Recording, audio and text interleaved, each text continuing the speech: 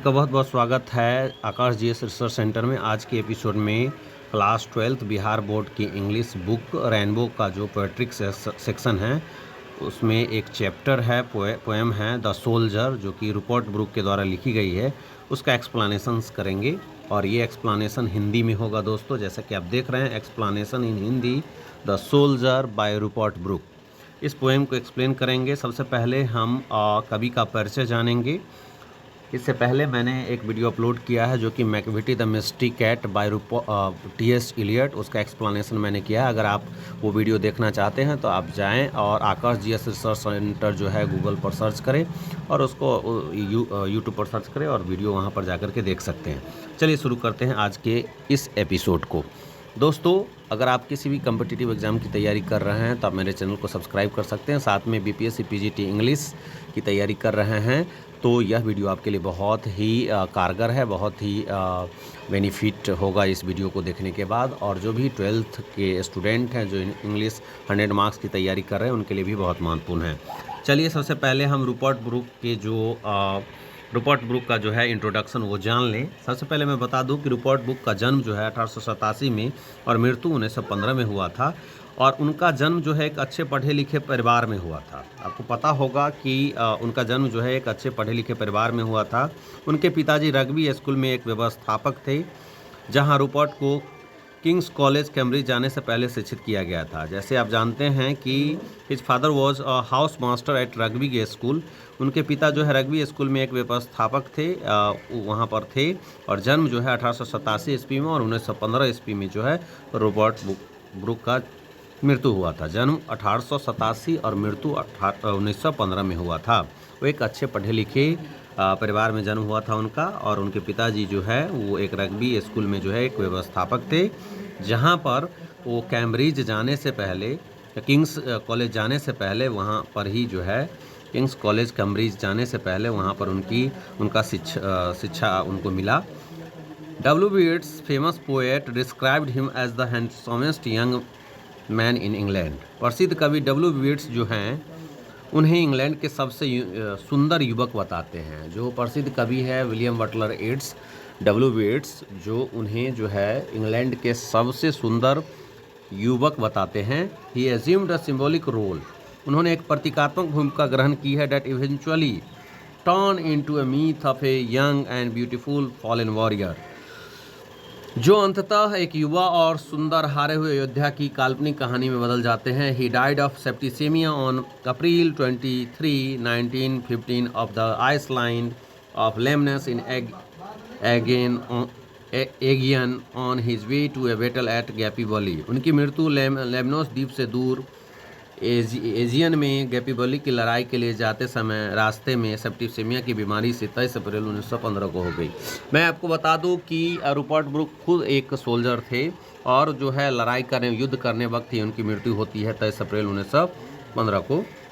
Book को प्रथम विश्व युद्ध के शुरुआती दौर में देशभक्ति के लिए प्रेरित करने वाले युद्ध कवि के रूप में याद किया जाता है। हम सभी जानते हैं कि इन्हें युद्ध कवि कहा जाता है। कई बार एग्जाम में पूछ दिया जाता है कि रूपर्ट ब्रूक को जो है कैसा पोएट कहा जाता है, तो वार पोएट कहा जाता है। वार पोएट इसलिए कहा जाता है क्योंकि ये सोल्जर ही थे। ये जो पोएट जो थे वो सोल्जर थे और इन्होंने द सोल्जर पोएम लिखा। द सोल्जर पोएम का मतलब होता है सैनिक कविता लिखा, और वो खुद सैनिक थे और उन्होंने प्रथम विश्व युद्ध के दौरान जो है सैनिकों को मोटिवेट करने के लिए यह पोएम लिखा था। निसंदेह जो है सबसे अधिक संकलित है। 5 युद्ध कविता उन्होंने लिखा है, जिसमें से यह जो पोएम है द सोल्जर वो सबसे बेस्ट है, उन सभी में से बेस्ट है। और मैं आपको बताऊँ, सोल्जर जो है 14 पंक्ति वाली कविता है। A poem that contains at least 14 lines that is to be known as sonnet.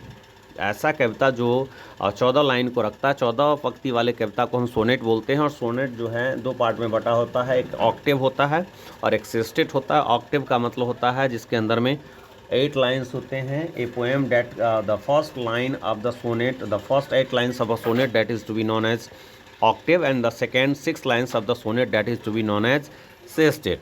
तो let us analyse, let us know the Hindi line by line explanation, Hindi explanation of the poem soldier. If I should die think only this of मी। अगर मैं मर जाऊँ If I should die, think only this of me, that there is some corner of a foreign field that is for ever England. यहाँ कवि जो है motivate करना चाहते हैं जितने भी सैनिक हैं प्रथम विश्व युद्ध के समय में जो है ये मोटिवेट करते हैं अपने सैनिकों को। और मोटिवेशनल पोएम है ये, पेट्रियोटिक पोएम है ये, द सोल्जर जो है पेट्रियोटिक पोएम है। इसमें कवि कहते हैं कि अगर मैं मर जाऊं तो बस इतना सोच लेना कि वतन से दूर किसी खेत के कोने में अगर दफनाया जाऊंगा वतन से दूर किसी कोने पर जहाँ पर मेरी मृत्यु होगी और जिस हिस्से पर मुझे दफनाया जाएगा वह हिस्सा हमेशा हमेशा के लिए इंग्लैंड का हो जाएगा। कवि कहते हैं अगर मैं युद्ध करते हुए मर जाऊं, जहाँ पर मैं मरूं, जिस हिस्से पर मुझे दफनाया जाएगा वह हिस्सा हमेशा हमेशा के लिए इंग्लैंड का हो जाएगा। कवि ये कहते हैं इस लाइन के द्वारा। कवि कहते हैं कि there shall be in that rich earth a richer dust concealed, a dust whom England bore, shaped and meant aware।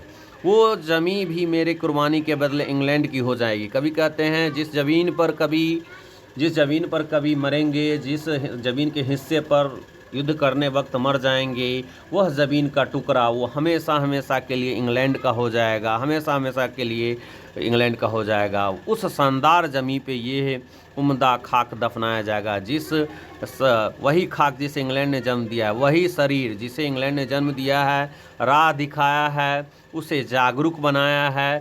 सारा कुछ इस शरीर को रॉबर्ट ब्रूक कहते हैं जो शरीर है उन शरीर को जो है इंग्लैंड ने बनाया है, इंग्लैंड ने आकार दी है, इंग्लैंड ने ही उसे जन्म दिया है, इंग्लैंड ने ही रास्ता दिखाया है, इसी इंग्लैंड ने उसे जो है समझदार बनाया है। Gave once her flowers to love, her ways to roam, a body of England's breathing English air, washed by the rivers, blessed by sons of home। दिया गुल मोहब्बत करने को, मतलब कवि कहते हैं कि इसी धरती ने, इसी इंग्लिश धरती ने, इसीलिए इंग्लैंड की धरती ने, इस इंग्लैंड के मिट्टी ने उसे फूल दिया मोहब्बत करने के लिए, रास्ता दिया टहलने के लिए। ये जिस्म, ये शरीर इंग्लैंड की है और यही इंग्लैंड की धरती पर ये सांस लेती है, इंग्लैंड की हवा जो हवा के रूप में वो सांस लेती है।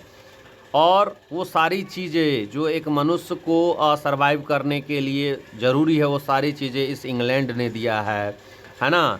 नदी की पानी दिया नहाने के लिए और करम दिया, आशीर्वाद सूरज ने, इंग्लैंड के सूरज ने उसे आशीर्वाद दिया और प्यार करने के लिए गुल, मोहब्बत करने के लिए गुल दिया, फूल दिया, रास्ता टहलने के लिए दिया और ये इंग्लिश ईयर जो है सांस लेने के लिए दिया। मतलब सारा कुछ, मतलब ये इस धरती के ऋणी हैं। ये कवि कहते हैं कि मैं इंग्लैंड का ऋणी हूँ, इंग्लैंड ने मुझे वो सारा शरीर इंग्लैंड का बना हुआ है, इंग्लैंड ने मुझे रास्ता दिया चलने के लिए, इंग्लैंड ने मुझे दिया नदी नहाने के लिए, इंग्लैंड ने मुझे सूरज दिया आशीर्वाद देने के लिए। तो मैं इस धरती का ऋणी हूँ और मुझे अपना ऋण चुकता करना चाहिए। और कभी अपने इस देश के प्रति मर मिटना चाहते हैं और कहते हैं जब मैं मर जाऊं तो बस इतना समझना कि जिस धरती पर मरूं, जिस टुकड़े पर मरूं, तो उस ज़मीन का जो हिस्सा है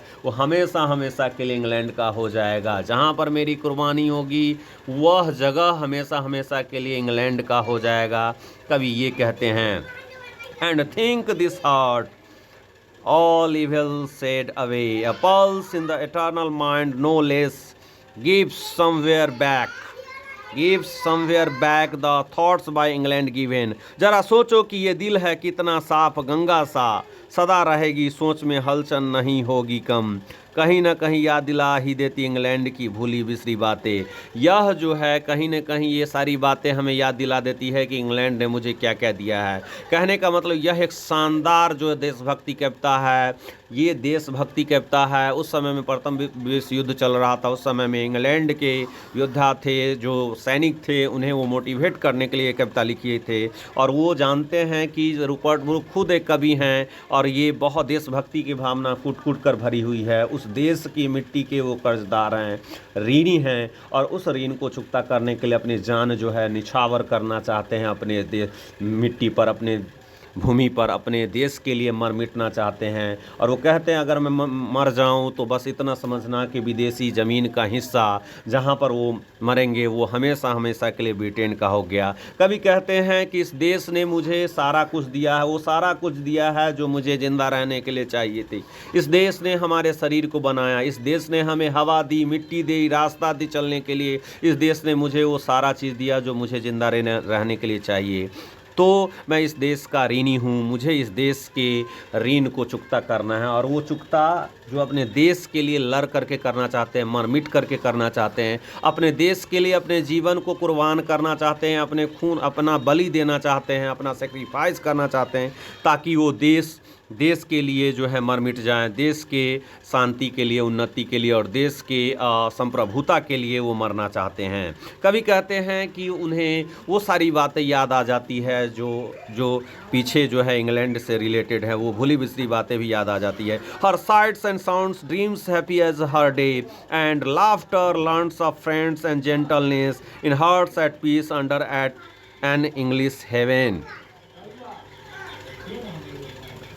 खुशगवार सपनों की दुनिया इंग्लैंड की तरह है और वो ठहाके दोस्तों की जासूसी नरमी दिल में अमन शांति इंग्लैंड के स्वर्ग में है। कभी यहाँ पर इंग्लैंड की उस प्रोस्पेरिटी की चर्चा करते हैं, कभी कहते हैं कि वहाँ पर यह जो दुनिया है ये खुशगवार सपनों की दुनिया इंग्लैंड की तरह है, जहाँ पर दोस्तों की जासूसी, ठहाके, सुंदरता और वो दिल में अमन शांति इंग्लैंड के स्वर्ग में है। तो कभी इस पोएम के माध्यम से लोगों के अंदर में देशभक्ति की भावना, राष्ट्रवाद की भावना जगाना चाहते हैं। कभी ये कहते हैं कि किसी भी व्यक्ति को अपने देश के प्रति जब भी ज़रूरत पड़े तो अपना जान लुटा देना चाहिए, कभी भी उसे हिचकना नहीं चाहिए, क्योंकि इस देश के मिट्टी ने उसे बनाया, इस देश के मिट्टी ने, इस देश के सूरज ने, इस देश की हवा ने, इस देश के सड़कों ने, इस देश ने उसे बहुत कुछ दिया है, उसका ऋणी है। अगर वो जान भी दे देता है उस देश के लिए तो वो भी कम है। कभी इस पोएम का हम सबरीन देखेंगे। This poem the soldier is composed by Rupert Brooke. यह कविता सोल्जर जो है रूपर्ट ब्रूक के द्वारा लिखी गई है। He is well known for his idealistic war sonnets. वे आशावादी युद्ध सोनेट के लिए जाने जाते हैं, पहचाने जाते हैं। He was born in 1887 and died in 1915। उनका जन्म 1887 में और मृत्यु 1915 में हो गई। मात्र 38 वर्ष की 28 वर्ष की अवस्था में इनकी मृत्यु हो जाती है। He was atheist by religion. वह धर्म से नास्तिक थे, मतलब धर्म से नास्तिक थे, वो भगवान में विश्वास नहीं करते थे। कहने का मतलब वो कहते थे, नास्तिक उसे कहते हैं जो किसी भी धर्म को नहीं मानता। जैसे कि आप जानते हैं कि पिछली वीडियो में मैंने बताया कि जो टी.एस. इलियट थे, जो Roman Catholic, English Roman Catholic थे, जॉन डॉन जो थे वो भी रोमन कैथोलिक थे, लेकिन यहाँ पर टी.एस. इलियट जो हैं वो नास्तिक हैं, भगवान में या किसी भी धर्म को नहीं मानता है, उसे एथिस्ट कहते हैं। थिस्ट का मतलब होता है ऐसा व्यक्ति जो किसी धर्म या भगवान में विश्वास करता हो, उसे थिस्ट कहते हैं। He also worked in the royal naval volunteer reserve as a temporary sub lieutenant in world war 1। उन्होंने रॉयल नेवल वॉलंटियर रिजर्व में उप लेफ्टिनेंट के पद पर भी प्रथम विश्व युद्ध में काम किया। His poetry the soldier is a poetry of patriotism. उनकी कविता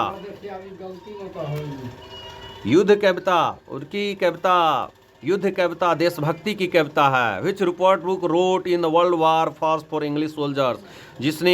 जो रूपर्ट बुक ने प्रथम विश्व युद्ध में अंग्रेजी सैनिकों के लिए लिखा। In his first stanza the poet reveals that if he died in foreign field during war, that field will belong to England because England brave armies will conquer it one day. कविता के पहले पद में कवि पाठक से कहते हैं कि अगर उसकी मृत्यु विदेशी मैदान में हो जाती है तो वो ज़मीन इंग्लैंड की हो जाएगी, क्योंकि इंग्लिश बहादुर सिपाही एक दिन उस पर कब्जा कर लेगा।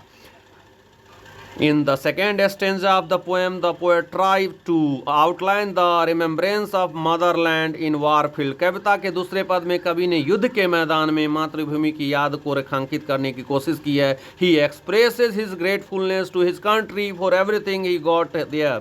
जो कुछ भी उसे मातृभूमि से मिला है उसके लिए उसने मातृभूमि का आभार प्रकट किया है. He also extends his gratitude to England for giving him novel thought and happy dream. उन्होंने विचार और अच्छे सपने देने के लिए इंग्लैंड का फिर से आभार कर प्रकट किया है. The poem gives a strong sense of patriotism.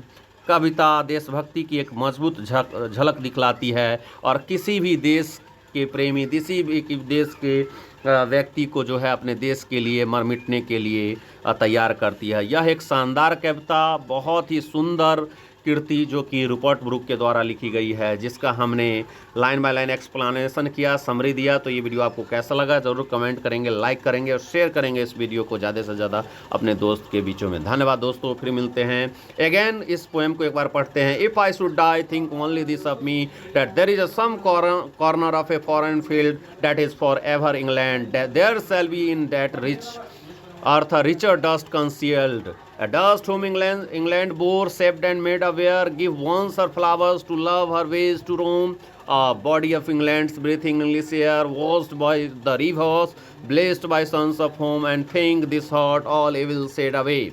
A pulse in the eternal mind no less gives somewhere back the thoughts of England given, her sights and sounds, dreams happy as her day, and laughter learns of friends and gentleness in hearts at peace under an English heaven. Thank you very much दोस्तों, धन्यवाद.